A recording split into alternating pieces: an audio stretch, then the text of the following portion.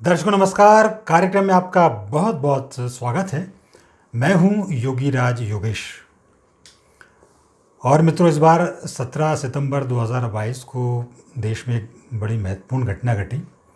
प्रधानमंत्री नरेंद्र मोदी जी ने अपने जन्मदिन पर मध्य प्रदेश को एक अनोखा गिफ्ट दिया।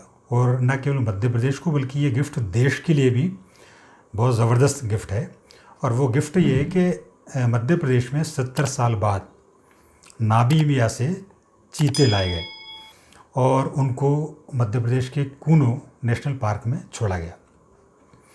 वास्तव में ये एक ऐतिहासिक पल है प्रदेश और देश के लिए, क्योंकि जो प्रजाति, वन्य जीवों की जो प्रजाति एक तरह से विलुप्त हो गई थी, उसको दोबारा से पुनर्विस्थापन करने की कोशिशें हुई हैं और पूरे देश में इसका ज़ोरदार स्वागत किया गया है।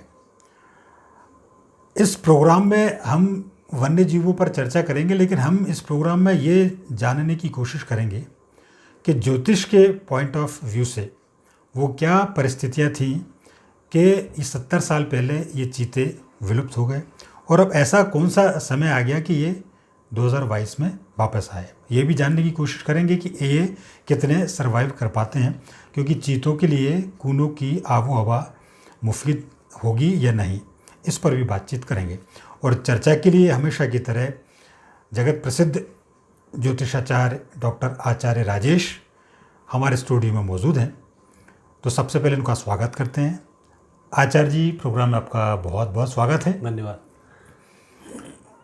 और मित्रों, मैंने जैसा आपको चर्चा में बताया कि ये एपिसोड बेहद ख़ास है, क्योंकि इन विषयों पर ज्योतिष के पॉइंट ऑफ व्यू से चर्चा बहुत कम देखने को मिलती है। जैसे चीता रेयर था, वैसे ही ज्योतिष भी वन्य प्राणियों को लेकर रेयर है। लेकिन हमने इस एपिसोड में भी इन वन्य प्राणियों के जीवन पर भी ज्योतिष के पॉइंट ऑफ व्यू से प्रकाश डालने की कोशिश की है। तो आचार्य जी, सबसे पहले तो हम यही जानना चाहेंगे कि ये मतलब प्रदेश के लिए नहीं, देश के लिए भी एक गौरव का क्षण है कि 70 साल बाद चीते भारत वापस आए हैं। तो सबसे पहले लोगों की भी ये जिज्ञासा है कि अब ये कूनो नेशनल पार्क की आबो हवा उनको पसंद आएगी और यहाँ क्या वो सरवाइव कर पाएंगे। तो आप ये ज्योतिष के दृष्टि से बताइए आप। इसमें ये तो बिल्कुल सही है। कुछ चीज़ें ऐसी होती हैं जो, या कुछ विषय ऐसे होते हैं जो पूरी देश पर, दुनिया पर एक प्रभाव ज़रूर डालते हैं।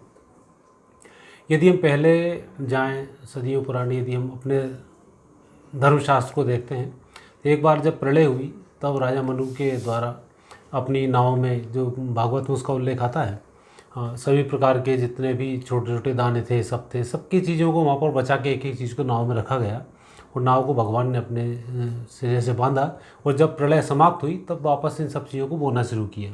तो वो एक प्रलय का समय था जिसमें विलुप्त हुई चीज़ें विलुप्त ना हो जाए, उसके लिए उन सब चीज़ों को बचा के रखा था।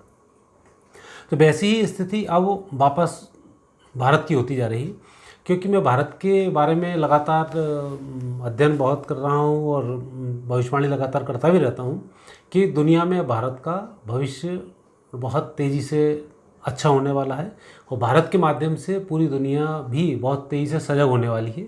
क्योंकि यहाँ की जो संस्कृति है वो संस्कृति दूसरे को बढ़ावा देने की संस्कृति है, दूसरे को बचाने की संस्कृति, वसुधैव कुटुंब की संस्कृति है। क्योंकि हमारे यहाँ पेड़ों पौधों में, पक्षियों में, जानवरों में, मनुष्यों में कोई भेद नहीं समझा जाता है। क्योंकि यहाँ पर हम हर चीज़ में भगवान का स्वरूप देखते हैं। भगवान शंकर ने कहा भी है, प्रेम ते प्रकट होई में जाना, हरि व्यापक सर्वत्र समाना। तो हम हर चीज़ में भगवान का स्वरूप ढूंढते हैं और भगवत सत्ता को लाने के लिए, भगवत सत्ता को मानने के लिए हम सभी प्रकार के प्रयत्न करते हैं। कन्या का हम भोजन कराते हैं, कन्या के रूप में पूजते हैं, वृद्धों के लिए हम पूजते हैं, जानवरों को हम रोटी खिलाते हैं। हमारे यहाँ जानवरों से जुड़ी बहुत सारी उपाय हैं जो हम लगातार करते जाते हैं। जी। तो ये होते रहें। तो उसी के तारतम्य में ये जो आप प्रश्न पूछ रहे हैं, इनका भविष्य क्या होगा, या जानवरों की जो स्थिति यहाँ पर आए हुए इनका क्या होगा, ज्योतिषी दृष्टि से यदि हम देखते हैं तो ये एक बहुत ही विचित्र सी इसमें स्थिति बनती है कि हम लाए कैसे भी हों, किसी भी घड़ी में लाए हों, तो कोई ज्योतिष देखकर तो इन चीज़ों को लेकर नहीं आता है। लेकिन यदि हम इस घटना को देखते हैं तो जब ये 1947 में विलुप्त हुए और आज ये वापस आए हैं, तो इनमें एक बड़ी समानता है जी। कि जो चीज़ एक विलुप्त हुई है, उस चीज़ का समय जब विलुप्त थी तब शुक्र की महादशा अभी जो चल रही है वो मार्च 2022 से मंगल का अंतर है 23 तक, और अभी जो चीते आए हैं उसमें भी मंगल का एक अंतर पड़ता है। तो ये जो महादशा अंतरदशा ये मैच करती हैं कि हम किस काम को कर रहे हैं, किस चीज़ को हम लेके आ रहे हैं, उसका संबंध कैसा क्या है।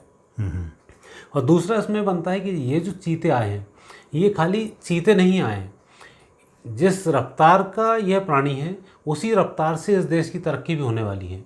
क्योंकि आप जो भी काम करते हैं उसका प्रकृति से गहरा संबंध होता है। यदि आज हम भारत में कई प्राणी ऐसे थे जो विलुप्त हो चुके थे, आज हम देखते हैं कि बहुत सारे पक्षी भारत में नए सिरे से बढ़ना शुरू हुए हैं। और जब ये चीज़ें बढ़ती हैं तो भारत में विशेष मध्य प्रदेश का एक महत्व है। मध्य प्रदेश भारत का हृदय स्थल है और यहाँ आप पिछले कुछ समय से देख रहे होंगे कि लगातार हम शेर हमारे पास हैं, घड़ियालों में हम नंबर 1 हैं, प्रकृति के उन वातावरण की चीज़ें देखिए उसमें भी मध्य प्रदेश का एक बहुत अच्छा स्थान रहा है। और दूसरा मध्य प्रदेश की तरक्की और परिस्थिति, जब मध्य प्रदेश से छत्तीसगढ़ का अलग होना हुआ है उसके बाद से मध्य प्रदेश की कई गुना तरक्की हुई है। और जैसे जैसे इस प्रदेश की तरक्की होती है वैसे वैसे इस देश की तरक्की होना शुरू हो जाती है। तो भाग्य जो जागृत होता है वो यहीं से शुरू होता है। तो वो जो संकेत है, आज जब हम चीते यहाँ पर आए तो ये इस बात का संकेत है कि अब देश में इसकी संख्या भी बढ़ेगी, इनकी तरक्की भी होगी और निश्चित रूप से बहुत अच्छे समय एक मिला है जो योग से ही बना है और अच्छा रहेगा ये। जी नहीं, आचार्य जी आपकी बात से सहमत भी हैं, क्योंकि मध्य प्रदेश की जो आबो हवा है ख़ास तौर पर वन्य प्राणियों के लिए सुहावनी है, सुहाती, उनको अच्छा लगता है, अच्छी वो फल फूलने के ज़्यादा चांसेस बनते हैं। क्योंकि एक समय मध्य प्रदेश में टाइगर भी नहीं थे, अब ये टाइगर स्टेट हो गया। तो मध्य प्रदेश टाइगर के नाम नंबर 1 है, घड़ियाल के मामले में नंबर 1 जैसा कि आपने जिक्र किया, तेंदुओं के मामले में नंबर 1 है, और अब चीता के मामले में तो देश में कहीं नहीं है चीता, और यहाँ मध्य प्रदेश में आए। तो क्या मध्य प्रदेश का भी भाग्य इससे आगे जाएगा, वन्य प्राणियों को लेकर देश का भी जाएगा, मध्य प्रदेश का भी जाएगा, इकोनॉमी की रफ्तार भी पड़ेगी। तो मध्य प्रदेश के पॉइंट ऑफ व्यू से ये कैसे रहेंगे? मध्य प्रदेश के लिए देखो, जब भूमि का भाग्योदय होता है तो अच्छे लोग जन्म लेते हैं, अच्छा राजा जन्म लेता है और उसका भाग्योदय कराता है। तो वैसे ही होता है, जब भूमि का भाग्योदय होता है तो अच्छे अच्छे वृक्ष लगना शुरू हो जाते हैं, फल अच्छे होते हैं, फसलें वहाँ की अच्छी होने लग जाती हैं, जंगली जानवर वहाँ पे अच्छे अच्छे आने लग जाते हैं। अब मध्य प्रदेश का उस दृष्टि से देखो आप, कितने सारे नए पक्षी आ चुके हैं। मध्य प्रदेश कृषि के क्षेत्र में पूरे प्रदेश में कभी स्थान नहीं हुआ करता था, अब नंबर 1 की पोजीशन पे आ गया।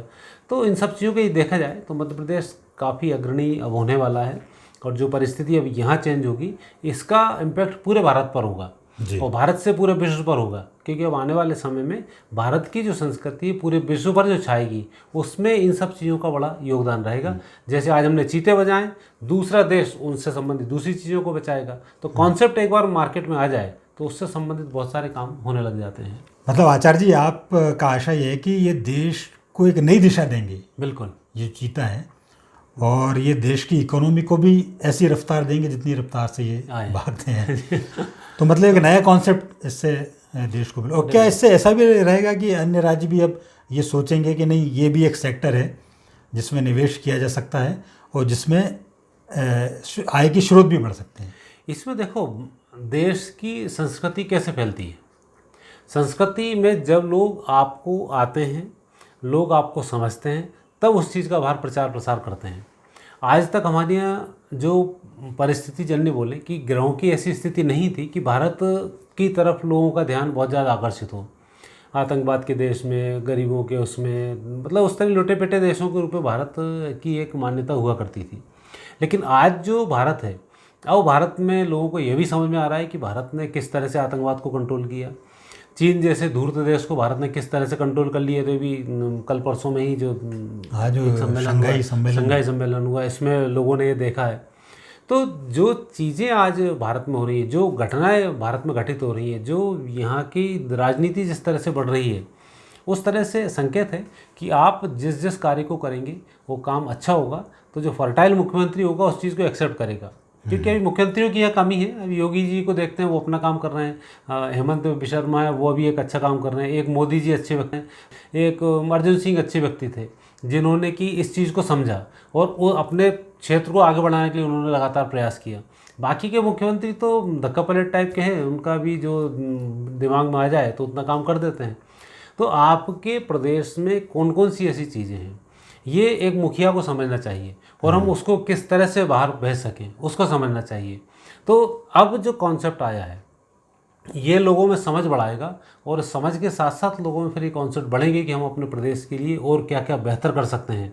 तो उस बेहतरी की तरफ जो प्रयास है वो चीते की रफ्तार से ही वो प्रयास आएगा, क्योंकि एक बार एक सूत्र मिल जाए, 2 और 2 4 होते हैं, तो अब 2 और 2 4 यदि आपने जोड़ लिए तो 2000 2000 20,000 25,000 जो भी होगा फटाफट जोड़ते चले जाएंगे। एक कॉन्सेप्ट होना चाहिए। तो अभी कॉन्सेप्ट आपके हाथ में आ चुका है और मुझे दिखता है कि इससे कई और लोग भी सबक लेंगे।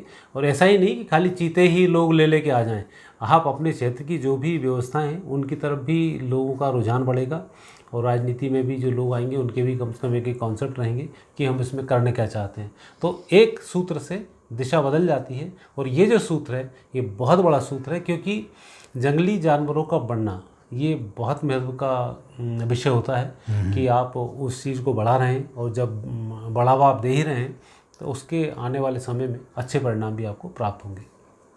बहुत महत्वपूर्ण बात आपने कही आचार्य जी कि इससे एक नई दिशा मिली है, नया सूत्र दिया है और इससे कई तरह के चीज़ें खुल जाएंगी, अपने अपने हिसाब से लोग आगे बढ़ा सकते हैं। और वन्य जीव मतलब इसके बारे में ये भी एक ऐसा सेक्टर हो सकता है, ये पहले से प्रयास थे लेकिन प्रधानमंत्री जी ने इसको एक नई दिशा दी।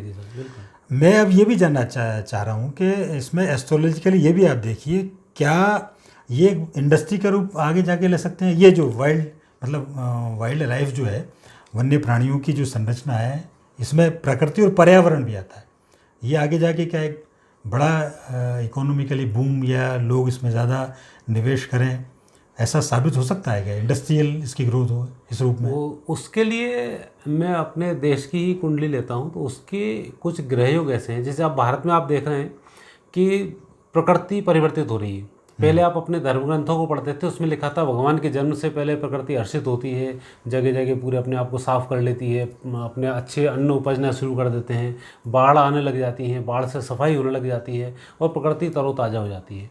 आज आपने देखा होगा कि इस 5-6 साल में मौसमों का जिस तरह से परिवर्तन हो रहा है, अभी ठीक है चूँकि प्रशासनिक अव्यवस्थाएँ हैं इसलिए बाढ़ से तबाही आ जाती है, वो वापस फिर वहीं लोगों को बसा दिया जाता है जहाँ से तबाही आई है। ये लोगों की मूर्खताएँ हैं। लेकिन ये जो कॉन्सेप्ट है, प्रकृति अपने आप को बदल रही है और प्रकृति बदल के ही लोग इसमें आते जा रहे हैं और प्रकृति के जो नया पर्यावरण तैयार हो रहा है वो सब इसलिए क्योंकि भारत एक ऐसा देश है, एक ऐसी भूमि है जहाँ पर इतनी सारी ऋतुएं हैं, सभी प्रकार के यहाँ त्यौहार मनाए जाते हैं। इतना कहीं नहीं है, यहाँ पर बर्फ़ भी है, यहाँ पर जंगल भी है, यहाँ पर समुद्र भी है, यहाँ पर रेगिस्तान भी है। तो कोई ऐसा पूरी दुनिया का क्षेत्र नहीं है जो यहाँ पर ना हो, या यूँ कह सकें कि पूरी दुनिया में जो जो चीज़ें हैं उन सब का शो पीस इंडिया है। तो आज आपकी जो तरक्की हो रही है उस तरक्की में ये सब चीज़ें साधक हैं और उसमें भारत की जो कुंडली है, भारत का जो भविष्य है, जिसको मैं बार बार बोलता हूँ भारत अब दुनिया का प्रतिनिधित्व करेगा, उसमें एक योगदान इसका भी होगा कि भारत का पर्यावरण भी अपने आप में है।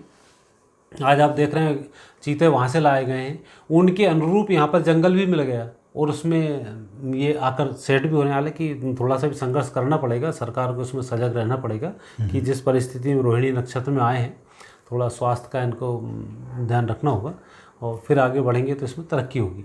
तो आपका जो प्रश्न है कि भारत की तरक्की में कितने सहायक होंगे और कितना अच्छा यहाँ पर एक क्षेत्र ऐसा बनेगा कि लोग पर्यटन के लिए आएंगे, तो अब लोग पूरी दुनिया, पहले भारत के लोग घूमने जाया करते थे, अब जिस तरह से भारत का कॉन्सेप्ट मोदी जी के माध्यम से या सरकारों के माध्यम से विदेश में पहुंचा है तो वहाँ के लोग भी अब यहाँ आना शुरू होंगे, तो आएंगे, लोगों को देखेंगे, सब चीज़ों को निहारेंगे। तो एक निश्चित रूप से कह सकते हैं कि भारत एक अच्छा दर्शनीय स्थल बनने वाला है और पूरी दुनिया के लोग यहाँ आएंगे, यहाँ की संस्कृति से रूबरू होंगे, यहाँ के जंगलों से, पौधों से, पशु पक्षियों से, यहाँ के मनुष्यों से, यहाँ के ग्रंथों से, यहाँ के धर्म से लोग शिक्षाएं लेकर निश्चित रूप से जाएंगे और आने वाले समय में ये स्थिति और अधिक बढ़ेगी, ना कि घटेगी। तो आचार्य जी, आपने ये बड़ी महत्वपूर्ण बात की और आपने बड़ा अच्छा भविष्य इस बारे में बताया कि वन्य प्राणियों का और ख़ासतौर पर इस सेक्टर में काफ़ी संभावना है। लेकिन एक बहुत महत्वपूर्ण बात है, चलते चलते एक चूँकि दिमाग में आ गया, वो सवाल आपसे कर लेता हूँ।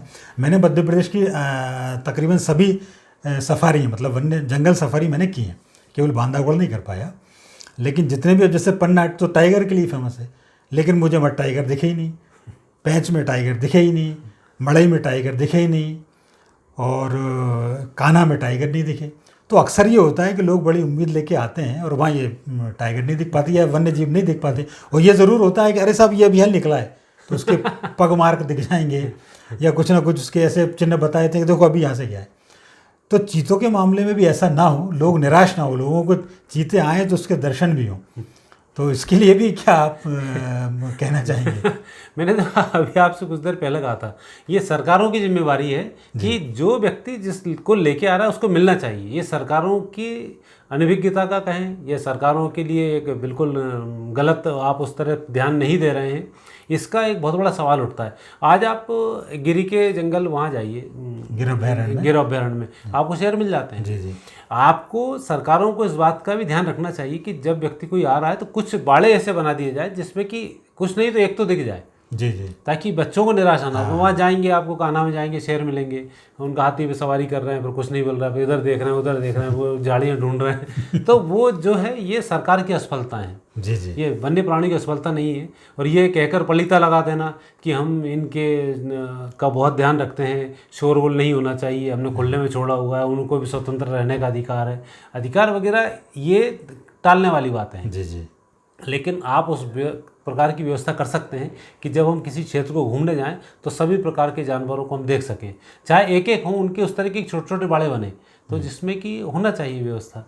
तो आपने बहुत महत्वपूर्ण प्रश्न उठाए कि कहीं जाते हैं और कुछ नहीं मिलता। वाकई में आप जहाँ भी है जो है आप जाइए और कुछ नहीं मिलना। कई बोल देते हैं गर्मी के कारण बंद है, कई बोलते हैं बारिश के कारण बंद है, कई बोलते हैं उसकी माँ को बच्चों को दूध पिलाने गई है इसलिए वहाँ नहीं जा सकते। ये झूठे बहाने बनाकर तो नहीं। लेकिन इसमें एक महत्वपूर्ण बात ये होती है कि जब कोई बड़ा नेता आता है तब सब आ जाते हैं, तब वो फोटो देने आ जाते हैं। ऐसा लगता है कि उनके साथ सेल्फी लेने के लिए सारे जानवर आए हुए हैं। जी जी। ये तो एक खैर हास्य प्रयास की बात थी, लेकिन आपने एक बड़ी बात की कि इसमें सरकारों को भी थोड़ा सा प्रयास करना चाहिए। और ख़ास तौर पर ये सही बात है, जब बच्चे जाते हैं यदि उनको एक बाड़े में भी दिख जाएगा तो उनको थोड़ी सी संतुष्टि होगी। तो दर्शकों, ये ख़ास प्रोग्राम था वन्य जीवों पर केंद्रित। इस तरह के प्रोग्राम बहुत कम बनते हैं, ख़ास तौर पर ज्योतिष के पॉइंट ऑफ व्यू से।